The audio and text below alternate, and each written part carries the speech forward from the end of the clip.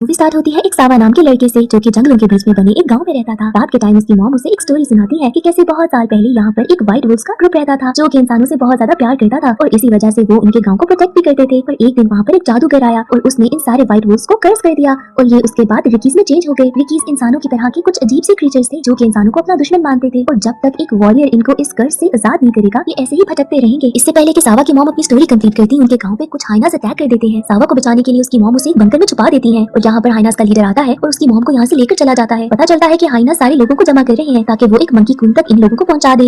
उनको कुछ गुलामों की जरूरत थी। सावा बहुत ज्यादा परेशान हो जाता है जिसके बाद वो अपनी मॉम को बचाने के लिए बाहर निकलता है। वो अपनी वुडन सॉर्ड पकड़ता है और बाहर आ जाता है पर यहाँ पर हाइना उसे देख लेते हैं और उसके पीछे भागने लगते हैं। यहाँ पर सावा भागते भागते जंगल में चला जाता है पर थोड़ी ही दूर जाने के बाद वो हाइना उसे घेर लेते हैं। अचानक से एक वुल्फ की आवाज आती है जिससे डरकर हाइना नीचे खाई में गिर जाते हैं। थोड़ी ही देर के बाद यहाँ पर सावा के सामने एक व्हाइट वुल्फ सामने खड़ा होता है। सावा तो उसे देखकर बहुत ही ज्यादा हैरान हो जाता है कि उसकी मॉम ने उसे जो स्टोरी बताई थी वो सच निकली। यहाँ पर वो व्हाइट वुल्फ सावा को बताता है कि उसका नाम एंगी है और उससे पूछता है कि वो अपने गांव से दूर यहाँ पर क्या कर रहा है। सावा उसे बताता है कि कैसे हाइनास ने उसके गांव पे हमला कर दिया। फिर पूछता है कि अब व्हाइट वुल्फ उनके गांव को प्रोटेक्ट क्यों नहीं करते। जिसके बाद वो बताता है कि कैसे अब वो एक अकेला व्हाइट वुल्फ बचा है। एंगी सावा से कहता है पर मैं किसी को जानता हूँ जो कि तुम्हारी मदद कर सकता है। वो उसे दूर एक माउंटेन दिखाता है और बताता है कि वहाँ पर एक जादूगर रहता है और वहाँ पर एक ऐसा वॉरियर भी है जो कि उसकी मदद कर सकता है। एंगी खुद भी उसी के पास जा रहा था पर वहाँ तक जाना आसान नहीं था क्योंकि रास्ते में मंकी क्वीन रहती थी जो कि 3 सरों वाली एक मंकी थी और उसे भी ये कर्ज उसी जादूगर ने दिया था। जिसके बाद उस क्वीन ने वहाँ तक जाने के सारे रास्तों को बंद कर दिया था ताकि उस जादूगर तक कोई भी ना जा सके। अब ये दोनों सफर के लिए निकल पड़ते हैं। रास्ते में इनको एक पिंक क्रीचर नजर आता है जो कि इनको बताता है कि मैं एक प्रिंस हूँ पर उसी जादूगर के कर्ज की वजह से मैं ऐसे पिंक सा क्रीचर बन गया हूँ और फिर साथ कहता है कि मुझे भी तुम लोग अपने साथ ले जाओ ताकि मैं जादूगर तक पहुंचूं और इस कर्ज को खत्म कर दूं। थोड़ी ही देर के बाद इनको एक इंसान के चिल्लाने की आवाज आती है जिनको कुछ मंकीज बहुत तंग कर रहे थे। यहाँ पर ये व्हाइट वुल्फ उसे बचाता है और पता चलता है कि ये इंसान नहीं बल्कि आधा इंसान और आधा जानवर है। यहाँ पर ये अगली क्रीचर अपनी स्टोरी सुनाता है कि कैसे वो भी एक प्रिंस है और वो बहुत ज्यादा हैंडसम हुआ करता था। यहाँ तक कि बहुत ज्यादा लड़कियां उससे शादी करने के लिए आपस में लड़ती थी पर एक दिन एक विच के प्यार को उसने ठुकरा दिया। जिसके बाद उसने उसे कर्ज करके ऐसे अजीब सा अगली बना दिया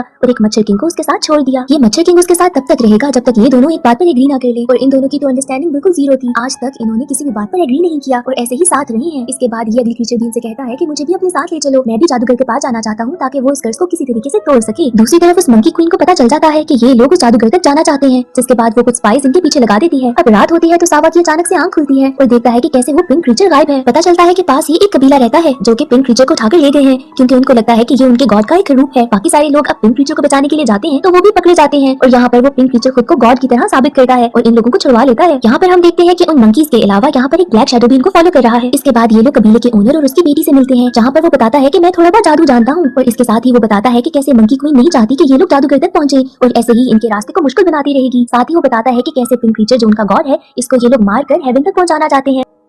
ये सारी बात सुनकर सावा जाता है पिंक क्रीचर को समझाने के लिए कि तुम्हें हमारे साथ आना होगा, यहाँ पर ये लोग तुम्हें मार देंगे। पर इस पर तो गॉड बनने का भूत सवार था इसीलिए बाकी सारे लोगों को इसको किडनैप करना पड़ा ताकि इसकी जान बचाई जा सके। इसके बाद ये लोग थोड़ी ही दूर जाते हैं कि इनको लगता है कि इनको कोई फॉलो कर रहा है। पता चलता है कि ये नैंटी है। नैंटी उस कबीले के ओनर की बेटी थी जो कि बहुत ही ज्यादा इंप्रेस हो चुकी थी सावा से और वो भी इनके साथ आना चाहती थी। अब रात होती है और यहाँ पर नैंटी देखती है कि कैसे व्हाइट वुल्फ दोबारा से एक रिकी में चेंज हो गया है। रिकी वही था जो कि इंसानों को पसंद नहीं करता था। इसके साथ ही मंकी क्वीन का एक जासूस भी ये सब देख लेता है और जाकर मंकी क्वीन को बताता है। जिसके बाद मंकी क्वीन को गुस्सा आता है कि अगर ऐसे ही सारे रिकीज दोबारा से व्हाइट वुल्फ में चेंज हो गए तो बहुत ही ज्यादा गड़बड़ हो जाएगी क्योंकि यहाँ पर मंकी क्वीन सारे इंसानों को पकड़कर अपना गुलाम बनाती थी। तो अगर ऐसे ही दोबारा से व्हाइट वुल्फ आ गए तो वो तो इंसानों को दोबारा से प्रोटेक्ट करेंगे और इसके गुलाम कम हो जाएंगे। जिसके बाद वो सारे मंकी से कहती है कि हमें सारे जाकर रिकीज को मारना होगा ताकि ये व्हाइट वुल्फ वाली कहानी ही खत्म हो जाए। दूसरी तरफ नैंटी सावा को बताती है कि कैसे व्हाइट वुल्फ हमारा एंगी एक रिकी है पर सावा उसकी बात नहीं मानता। यहाँ पर एंगी आता है और सावा से कहता है कि नैंटी सच बोल रही है पर वो आगे कुछ कहता इससे पहले ही सावा वहाँ से नाराज होकर चला जाता है। सावा यहाँ से थोड़ा ही दूर गया था कि एंगी के फादर का भेजा हुआ एक रिकी उसे किडनैप करने लगता है। यहाँ पर एंगी व्हाइट वुल्फ से रिकी में चेंज होता है ताकि सावा को बचा सके पर वो नाकाम रहता है। जिसके बाद सावा तो किडनैप हो ही जाता है। अब एंगी जाता है अपने फादर के पास ताकि वो सावा को किसी तरीके से बचा सके। एंगी के फादर उसे कहते हैं कि मैंने उसको किडनैप ही सिर्फ इसलिए किया था ताकि तुम मेरे पास वापस आ सको। यहाँ पर एंगी उसे कहता है कि मैं उस जादूगर के पास जाना चाहता हूँ ताकि वो हमारा कर्ज खत्म कर दे और हम फिर से व्हाइट वुल्फ में चेंज हो जाए। पर उसके डैड उसे कहते हैं कि नहीं, मैं ऐसे ही एक रिकी बनकर खुश हूँ। एंगी के फादर सावा को छोड़ देते हैं। जिसके बाद एंगी सावा को लेकर दोबारा से अपने ग्रुप तक जाता है और यहाँ पर वो अपनी कहानी सब लोगों को बताता है कि कैसे वैसे तो व्हाइट वुल्फ लोगों को प्रोटेक्ट करते थे पर एक दफा ऐसा टाइम आया था कि हर तरफ बहुत ही ज्यादा जानवर मर चुके थे और इनके खाने का कोई बंदोबस्त नहीं हो रहा था और इसी वजह से उसके फादर ने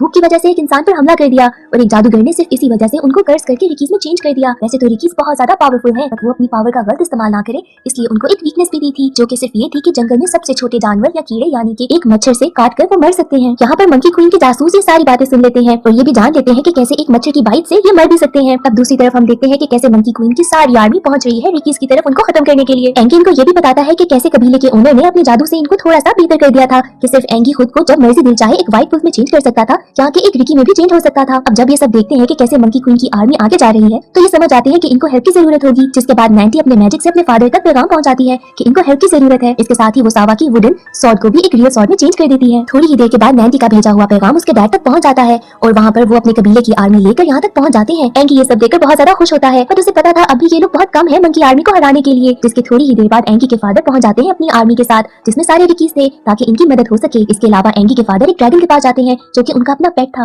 और उसे उठाते हैं ताकि इस लड़ाई में मदद मिल सके। इसके बाद इनकी एक बहुत ही अमेजिंग किस्म की लड़ाई होती है, जिसमें सावा और बाकी सब बहुत ही अच्छे से लड़ते हैं। यहाँ पर जब मंकी क्वीन देखती है कि ड्रैगन के ऊपर बैठा एक रिकी आ रहा है, तो वो समझ आती है कि ऐसे तो हम सब हार जाएंगे। जिसके बाद वो अपनी फौज के एक आदमी को कहती है कि अपना सीक्रेट वेपन ले आए, और ये कोई और नहीं बल्कि मच्छरों की एक फौज थी।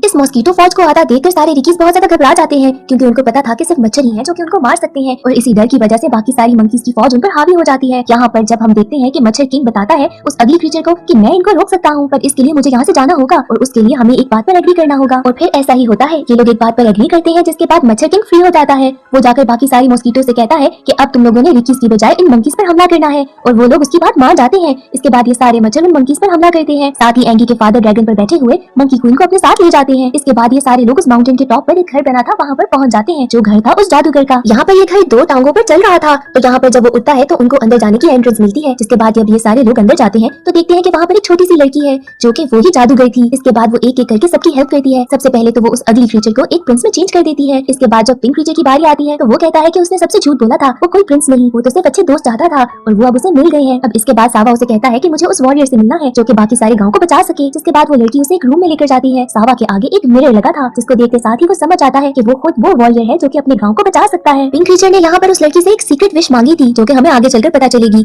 अब इसके बाद यहाँ पर सावा बाकी सारे लोगों के साथ बाहर निकलता है, तो व्हाइट वुल्फ उसका वेट कर रहे थे। जिसके बाद ये व्हाइट वुल्फ हेल्प करते हैं इनको गांव तक पहुंचाने में, जहाँ पर हाइनाज ने सारे लोगों को पकड़ा हुआ था। अब यहाँ पर सावा अकेले ही उस हाइना लीडर का मुकाबला करता है, जिसके बाद वो उसको इतने बुरे तरीके से जख्मी करता है कि वो डर जाता है और बाकी सारे लोगों को छोड़ देता है। सावा अपनी मॉम से मिलकर बहुत ज्यादा खुश होता है और एक बार फिर से व्हाइट वुल्फ इनकी प्रोटेक्शन के लिए रेडी हो जाते हैं। उस पिंक क्रीचर की जो विश थी वो ये थी कि मंकी क्वीन को उस कबीले का गॉड बना दिया जाए, ताकि उसे मारकर हेवन भेज दिया जाए। दूसरी तरफ हम देखते हैं कि जो वो अगली क्रीचर था, अब ये पिंक क्रीचर भी उसके साथ रहने लगा था और ये दोनों दुनिया घूमते हैं। साथ ही हम देखते हैं कि नैंटी भी अब सावा के साथ रहने लगी थी और एंगी भी इनके साथ ही वहाँ रहने लग गया था। अब इसके साथ मूवी एंड हो जाती है।